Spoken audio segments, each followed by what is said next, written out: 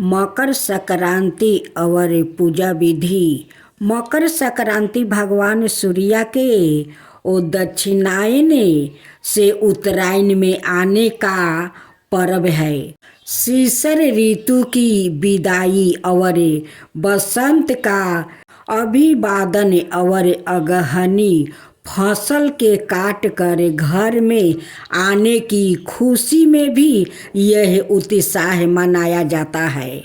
ऐसा माना जाता है कि इस पर्व के साथ देवलोक में रात्रि काल समापन होता है और दिन का आरंभ होता है। इसलिए शास्त्रों में इस दिन भगवान सूर्य की पूजा विधि विधान बताया गया है। शास्त्रों के अनुसार मकर संक्रांति अगर मध्यम रात्रि के बाद हो तो अगले दिन सूर्योदय के समय पवित्र जल में स्नान करके सूर्य की उपासना करनी चाहिए। पुराणों के अनुसार इस दिन तीर्थ या गंगा में स्नान करने से पुण्य की प्राप्ति होती है। ऐसे करने वाले को मोक्ष भी मिलती है। इसके अलावा संक्रांति पर्व पर पितरों का ध्यान करना चाहिए और उनके नियमों और दर्पण जरूर करना चाहिए। माना जाता है कि मकर संक्रांति के अवसर पर सूर्य जब मकर राशि में आते हैं तो शनि महाराज भी उनका तिल से पूजन करते हैं। इसलिए मकर संक्रांति के अवसर पर तांबे के पात्र में जल, सिंदूर, लाल फूल और तिल मिलाकर उगते सूर्य को जल अर्पण करना चाहिए। अगर नदी स्नान कर रहे हो तो अंजलि में जल लेकर सूर्य देव का ध्यान करते जल अर्पण करें। जल अर्पण करते हुए 3 बार सूर्य मंत्र का उच्चारण करें। धर्म शास्त्रों के अनुसार इस दिन तिल का दान करना चाहिए। तिल दान से शनि के कृपा भाव कम होते हैं। तिल के सेवन से तिल मिश्रित जल से स्नान करने से पापों से मुक्ति मिलती है, निराशा समाप्त होती है। श्राद्ध और दर्पण में तिल का प्रयोग दुष्ट आत्माओं, दैत्यों, असुरों से बाधा होने का डर समाप्त हो जाता है। इसके साथ ही ऐसी मान्यता है कि इस दिन बुराई पर अच्छाई की जीत होती है। तो कड़वी बातों को भूल कर नई शुरुआत की जाती है।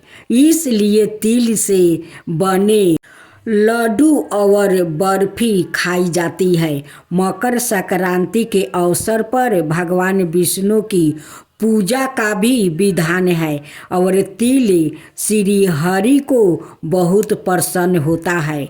शास्त्रों और पुराणों में कहा गया है कि माघ मास में नृत्य तिल से भगवान विष्णु की पूजा करने वाला पाप मुक्ति होकर मोक्ष को प्राप्ति करता है। अगर पूरे महीने तिल से नारायण की पूजा नहीं कर पाते हैं तो मकर संक्रांति के दिन नारायण की तिल से पूजा करनी चाहिए। घी का दीपक जलाकर भगवान से प्रार्थना करें कि जाने अनजाने हुए पापों से मुक्ति प्रदान करे। सुबह सूर्योदय से पहले उठकर तिल मिश्रित पानी से नहाए। इसके बाद लाल कपड़े पहने और दाहिने हाथ में जल लेकर पूरे दिन बिना नमक खाए व्रत करने का संकल्प ले। इसके बाद व्रत के साथ दिन में श्रद्धा और आर्थिक स्थिति के अनुसार दान करने का भी संकल्प ले। श्री नारायण कवच, आदिति हृदय और शास्त्रों और विष्णु सहस्त्र नाम का पाठ करे। फिर सूर्या देव को तांबे के लोटे में शुद्ध जल चढ़ाए।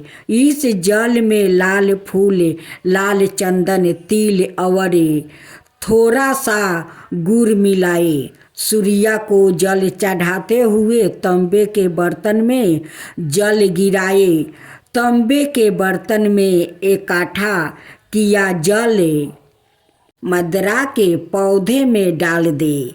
जल चढ़ाते हुए नियमों मंत्रों से सूर्या देव की स्तुति करे और सूर्या देवता को नमस्कार करे। सभी ने श्रवण करेंगे रविवार व्रत कथा।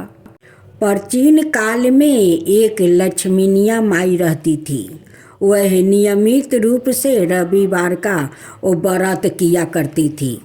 रविवार के दिन सूर्या उठने से वो पहले उठ करे लक्ष्मीनिया माई स्नादि से निमृत हो करे आंगन को गोबर मिट्टी से लीप करे वो स्वच्छ करती थी।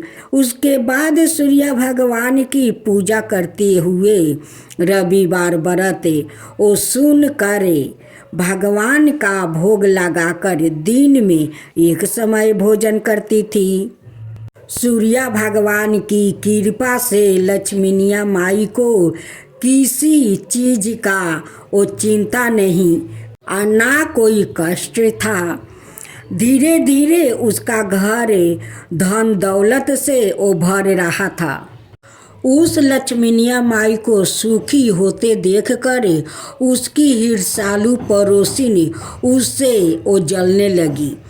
लक्ष्मीनिया माई ने कोई गाय नहीं पाल रखी थी और वह अपनी पड़ोसिन के आंगन में बंधी गाय का वो गोबर लाती थी। ईर्ष्यालु पड़ोसिन ने कुछ सोच कर अपनी गाय को वो घर के भीतर बांध देती है। रविवार को गोबर न मिलने से लक्ष्मीनिया माई अपना आंगन नहीं लीप सकी। आंगन ना लीप पाने के कारण उस लक्ष्मीनिया माई ने सूर्य भगवान को भोग तक नहीं लगाई और उस दिन सवाए भी भोजन नहीं किया। सूर्यास्त होने पर लक्ष्मीनिया माई भूखी प्यासी जाकर घर में सो गई। प्रात काले सूर्य उठने से पूर्व उस लक्ष्मीनिया माई की आँख खुल गई तो वह अपने घर के आंगन में सुंदर गाय और बछड़े को देखकर बहुत वो खुश हो गई। गाय को आंगन में बांधकर उसने जल्दी से घास भूसा लेकर वो खिलाई। पड़ोसिन ने उसे लक्ष्मीनिया माई के आंगन में बंधी सुंदर गाय और बछड़े को देखकर तो वो उससे और अधिक जलने लगी। तभी गाय ने सोने के गोबर कर दिया। सोने का गोबर को देखते ही ईर्ष्यालु पड़ोसिन की आंखें फट गई। ईर्ष्यालु पड़ोसिन ने उस लक्ष्मीनिया माई को आस पास ना पाकर वो तुरंत उस गोबर को उठाकर लेकर चली जाती थी। अपने घर ले गई और अपनी गाय का गोबर वहाँ रख आई। सोने के गोबर से ईर्ष्यालु पड़ोसिन कुछ ही दिनों में वो बहुत धनवान हो गई। गाय प्रतिदिन सूर्य उठने से पूरब सोने का गोबर किया करती थी और लक्ष्मीनिया माई के उठने के पहले पड़ोसिन उस गोबर को उठाकर ले जाती थी। बहुत दिनों तक लक्ष्मीनिया माई को सोने के गोबर के बारे में कुछ पता नहीं चला। लक्ष्मीनिया माई पहले की तरह हर रविवार को भगवान सूर्य देव का वो व्रत करती रही और कथा सुनती रही। लेकिन सूर्य भगवान को जब ईर्ष्यालु पड़ोसिन की चालाकी का पता चला तो उन्होंने तेज आंधी चलाई। आंधी का प्रकोप देखकर लक्ष्मीनिया माई गाय को घर के वो भीतर बांध दिया। सुबह उठकर लक्ष्मीनिया माई ने सोने का गोबर देखी तो उसे बहुत आश्चर्य हुआ। उस दिन के बाद लक्ष्मीनिया माई गाय को घर के भीतर बांधने लगी। सोने के गोबर से लक्ष्मीनिया माई कुछ ही दिन में बहुत धनवान हो गई। उस लक्ष्मीनिया माई की धनी होने से हिरसालू पड़ोसी ने बुरी तरह जल भूनकर वो राख हो जाती है और उसने अपनी पति को समझा बुझा कर उसे नगर के राजा के पास भेज देती है। सुंदर गाय को देखकर राजा भी बहुत खुश हो गया। सुबह जब राजा ने सोने का गोबर देखा तो उसका आश्चर्य का कोई ठिकाना न रहा। उधर सूर्या भगवान को भूखी पियासी लक्ष्मीनिया माई को इस तरह प्रार्थना करते हुए देखकर उस पर बहुत करुणा आई। उसी रात सूर्या भगवान ने राजा को सपने में कहा कि राजन, लक्ष्मीनिया माई की गाय ओ बछड़ा तुरंत लौटा दो, नहीं तो तुम पर विपत्तियों के पहाड़ टूट पड़ेगा, तुम्हारा महल नष्ट हो जाएगा, तुम्हारा मैं सर्वनाश कर दूंगा। सूर्य भगवान के सपने से बुरी तरह भयभीत राजा ने परात उठते ही गाय और बछड़ा लक्ष्मीनिया माई को लौटा दिया। राजा ने बहुत सा धन देकर लक्ष्मीनिया माई से अपनी गलती के लिए क्षमा मांगी।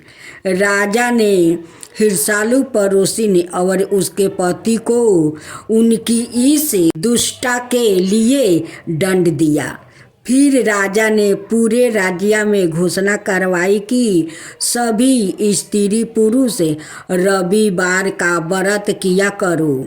रविवार का व्रत करने से सभी लोग के घर धन धनाई से वो भर जाएगा।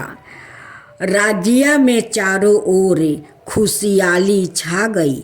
स्त्री पुरुष खुशी जीवन वो बिताने लगा और सभी लोग का शारीरिक कष्ट भी दूर हो गया। तब बोलो सूर्य भगवान की जय, सूर्य नारायण की जय। जय श्री कृष्णा। राधे राधे। सभी श्रद्धालु भक्तजनों को मेरा नमस्कार। आज आप सभी श्रवण करेंगे मकर संक्रांति की शनिवार की व्रत कथा। बचपन से ही शनि भगवान श्री कृष्णा के परम दयालु भक्त थे। वो श्री कृष्णा के अनुराग में वो निमग्न वो रहा करता था। वयस्क होने पर इनका पिता ने चित्ररथ की कन्या से इनका विवाह करवा दिया था। इनकी पत्नी सती साध्वी और परम तेजस्विनी थी। एक रात वो ऋतु स्नान करके वो पुत्र प्राप्ति की इच्छा से शनि देव के पास पहुंच गई, पर यह श्री कृष्णा के ध्यान में निमग्न थे। इन्हें ब्रह्म संसार की सुधि नहीं थी। पत्नी प्रतीक्षा करके वो बेचारी थक गई।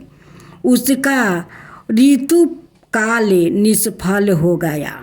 इसलिए उसने क्रोध होकर शनि देव को श्राप तो दे दिया कि आज से जिसे तुम देखोगे वो नष्ट हो जाएगा। ध्यान टूटने पर शनि देव ने अपनी पत्नी को बहुत मनाया समझाया। पत्नी को भी अपनी भूल पर पछताप हुआ, किंतु श्राप के प्रतिकार की शक्ति उसमें नहीं था। तभी से शनि देवता अपना सिर नीचे करके वो रहने लगा, क्योंकि वो नहीं चाहते थे कि इनके द्वारा किसी का वो नष्ट हो। शनि के आदि देवता प्रजापति ब्रह्मा और प्रत्यादि देवता यम है। इनका वर्ण कृष्णा वाहन गिद्ध और रथ लोहे का बना हुआ है। यह एक एक राशि में 30-30 महीने तक रहते हैं। यह मकर और कुंभ राशि के स्वामी है और इनकी महादशा 16 वर्ष की होती है। ज्योतिष शास्त्रों के अनुसार शनि ग्रह यदि कहीं रोहिणी संकट वेदन करे दे तो पृथ्वी पर 12 वर्ष घोर दुर्भिक्षा पड़ जाए और प्राणियों का बचना ही वो कठिन हो जाए।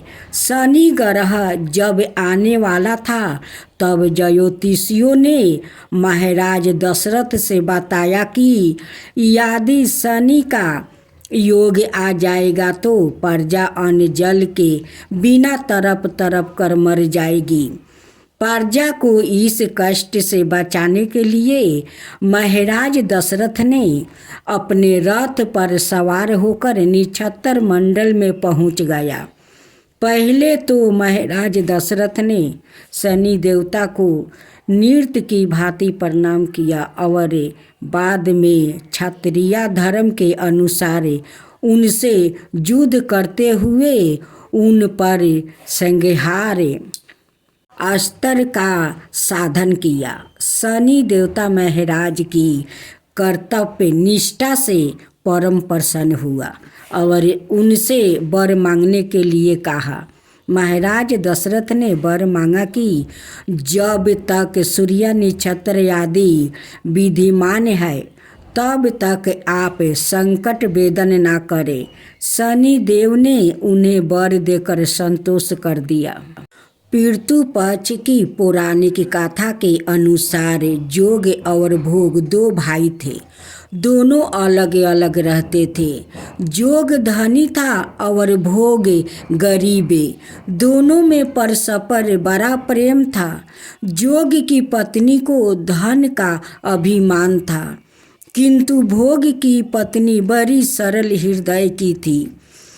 पितृ पक्ष आने पर जोग की पत्नी ने उससे पितरों का श्राद्ध करने के लिए कहा तो जोग इसे व्यर्थ का कार्य समझकर टालने की चेष्टा करने लगा किंतु उसकी पत्नी समझती थी कि यदि ऐसा नहीं करेंगे तो लोग बातें बनाएंगे। फिर उसे अपना महके वालों को वो दावत पर बुलाने और अपनी शान दिखाने के यह उचित अवसर लगा। अतः वो बोली, आप शायद मेरी परेशानी की वजह से ऐसा कह रहे हैं किंतु इसमें मुझे कोई परेशानी नहीं है और कोई तकलीफ नहीं होगी। मैं भोग की पत्नी को बुला लूँगी, दोनों मिलकर सारा काम कर लूँगी। फिर उसने जोग को अपने पीहर न्योता देने के लिए भेज दिया। दूसरे दिन उसके बुलाने पर भोग की पत्नी सुबह सवेरे आकर वो काम में लिपट गई। उसने रसोई तैयार की, अनेक पकवान बनाई, फिर सभी काम निपटा कर अपने घर आ गई। आखिर उसे भी तो पितरों का श्राद्ध दर्पण करना था। इस अवसर पर ना जोग की पत्नी ने उसे रोका और ना वो रुकी। शीघ्र ही दोपहर हो गया। पितरों भूमि पर उतरे। जोग भोग के पितरों पहले जोग के यहाँ गया तो क्या देखते हैं कि उसके ससुराल वाले वहाँ भोजन पर वो जुटे हुए हैं। निराश होकर वो भोग के यहाँ गया। वहाँ क्या था, मात्र पितरों के नाम पर अगियारी दे दिया गया था। पितरों ने उसकी राख चाटी और भूखे ही नदी के तट पर जा पहुँचा। थोड़ी देर में सारे पितरों इकट्ठा हो गया और अपने अपने यहाँ के श्राद्धों की वो बड़ाई करने लगा। जोग भोग के पितरों ने भी अपनी आप पीती सुनाई।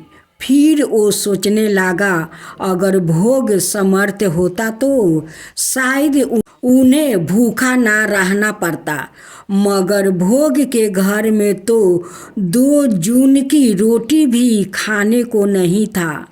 यही सब सोचकर उन्हें भोग पर दया आ गई।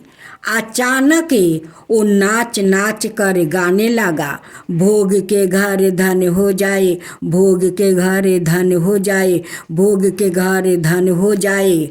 सांझ होने को हुई, भोग के बच्चों को कुछ भी खाने को नहीं मिला था।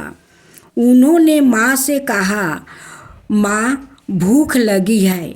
तब उन्हें टालने की गुस्से से भोग की पत्नी ने कहा, जाओ, आंगन में हंडी औंधी रखी है, उसे जाकर खोल लो और जो कुछ मिले बांट कर खा लेना।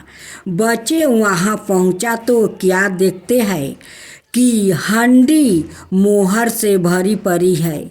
वो दौड़े दौड़े माँ के पास पहुँच गया और उसे सारी बातें बताई। आंगन में आकर भोग की पत्नी ने यह सब कुछ देखकर तो वह भी हैरान रह गई। इस प्रकार भोग भी धनी हो गया, मगर धन पाकर वह घमंडी नहीं हुआ। दूसरे साल का पितृ पक्ष आया। श्राद्ध के दिन भोग की पत्नी ने 56 प्रकार के भोजन बनाई। तिल के लाई, चावल के लाई, सब कुछ बनाई। ब्राह्मणों को बुला कर श्राद्ध किया, भोजन करवाई, दक्षिणा दी। जेठ जेठानी को सोने चांदी के बर्तनों में भोजन करवाई। इससे पितर बड़े प्रसन्न हुआ और दीर्घित हुआ। अब श्रवण करेंगे कृष्णा अवतार की कथा। सूरसेन नाम के एक राजा थे। सूरसेन के पुत्र वासुदेव विवाह करके अपनी पत्नी देवकी के साथ घर जाने के लिए रथ पर सवार हुआ। उग्रह सेन का लड़का था कंस। वो अपनी चचेरी बहन देवकी को वो प्रसन्न करने के लिए वो सवाए ही रथ हाँकने लगा। जिस समय कंस रथ हाँक रहा था, उस समय आकाशवाणी ने उसे संबोधित करके कहा, अरे मूर्ख, जिसको तू रथ में बैठा कर लिए जा रहा है, उसकी 8वां गर्भ की संतान तुझे मार डालेगी। कंस बड़ा पापी था। आकाशवाणी सुनते ही वो देवकी को मारने के लिए तैयार हो गया। अंत में वासुदेव ने देवकी की पुत्र को उसे सौंपने का वो वचन देकर देवकी की रक्षा की। तत्पश्चात कंस ने देवकी की और वासुदेव को कैद कर लिया। उन दोनों से जो जो पुत्र होते गए उन्हें वह मारता गया, किंतु भगवान के विधान को भला कौन रोक सकता है। आखिर वो समय आ ही गया। देवकी की गर्भ से जगत के वो तारनहार नारायण ने श्री कृष्णा के रूप में अवतार लिया। भगवान के जन्म लेते ही योग माया की वो प्रेरणा से कारागार खुल गया। वासुदेव जी बाल कृष्णा को सूप में रख कर गरखुल चल दिया। रास्ते में यमुना जी वो प्रभु का चरण छूने के लिए वो व्याकुल हो गई। अंतर्यामी बाल प्रभु यमुना के मन की बात समझ गए। उन्होंने अपने चरण स्पर्श यमुना की व्यथा को दूर किया। वासुदेव ने नंद बाबा के घर जाकर अपने पुत्र को दशोदा जी के पास सुला दिया। उनकी नवजात कन्या लेकर वो कारागार में लौट आया। बालक श्री कृष्णा को पाकर नंद और दशोदा की वो प्रसन्नता का ठिकाना ना रहा। दशोदा को पुत्र हुआ यह सुनते ही पूरे गोकुल में आनंद छा गया। वहाँ भगवान ने अपनी बाल लीला से यशोदा को नृत्य रिझाते रहते थे। उनकी बांसुरी की धुन पर सभी मोहित हो जाते थे। गोपियों के घरों से वो माखन चुराने के कारण वो माखन चोर कहलाया। श्री कृष्णा ने बचपन में ही खेल खेल में वो पूतना, बाकासुर, तिरनावर्त आदि का विनाश किया। एक अंगुली पर गोवर्धन पर्वत उठाकर इंद्र का घमंड चूर कर दिया। एक दिन भगवान अपनी मित्र मंडली के साथ गेंद खेल रहे थे। गेंद यमुना में वो गिर गई। बालक श्री कृष्णा गेंद निकालने के लिए यमुना में कूद पड़े। यमुना में कलिया नाग रहता था। भगवान उसका मान मर्दन कर उसके फन पर वो नृत्य करने लगे। इस प्रकार भगवान ने छोटी अवस्था में अनेक लीलाएं की। कुछ समय बाद श्री कृष्णा अक्रूर के साथ गोकुल में मथुरा आया। वहाँ उन्होंने अपने परम भक्त सुदामा, माली और कुब्जा आदि पर कृपा की। तदंतर भगवान ने लीला मात्रा से कंस आदि असुरों का संहार कर अपने माता पिता को वो बंधन से छुड़ाया। युद्ध के मैदान में अर्जुन को धर्म कर्म और शाश्वत सत्य का उपदेश दिया। भगवान का वह अमर संदेश गीता के रूप में आज भी जन जन का कल्याण कर रहा है।